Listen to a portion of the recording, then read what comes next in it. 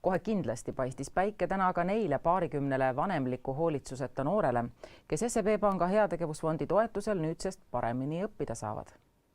Need noored kandideerisid heategevuslikele õppetoetustele.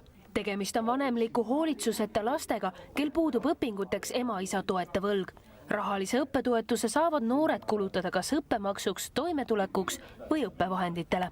Et üks asi on see rahaline pool, et on seal siis tarvis erinevaid õppevahendeid osta.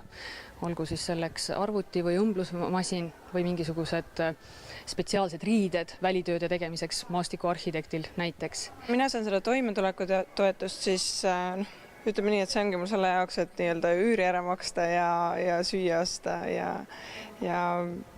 ega ta milleks muuks ei olegi ja nagu kõige rohkem puudust tunnedki sellest vabadusest lubada endal kõike. Lisaks rahale ootas neid täna ees õppepäev karjäärinõustamise ja nõuannetega. Neil on väga praktilised küsimused. Just see, et mida ma oma sinna CV-sse panen kirja, kuhu ma selle kirja panen, kui mul on selline hobi, kas ma peaksin seda kuidagi eriti esile tooma või pigem selle maha vaikima. Oma nõuandeid jagas ka telereporter Hannes Hermaküla. Elu on ebatavaline, et elu ei ole õiglane ja sellegi poolest, kui sa tahad ja kui sul vähegi soovi on, sa võid sealt ikkagi läbi lüüa.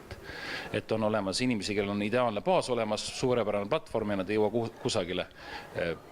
Ja on inimesi, kes rügavad kuskilt läbi raskuste ja jõuavad kusagile. Kokku jagatakse stipendiaatide vahel 15 000 eurot ehk keskmiselt 650 eurot noore kohta.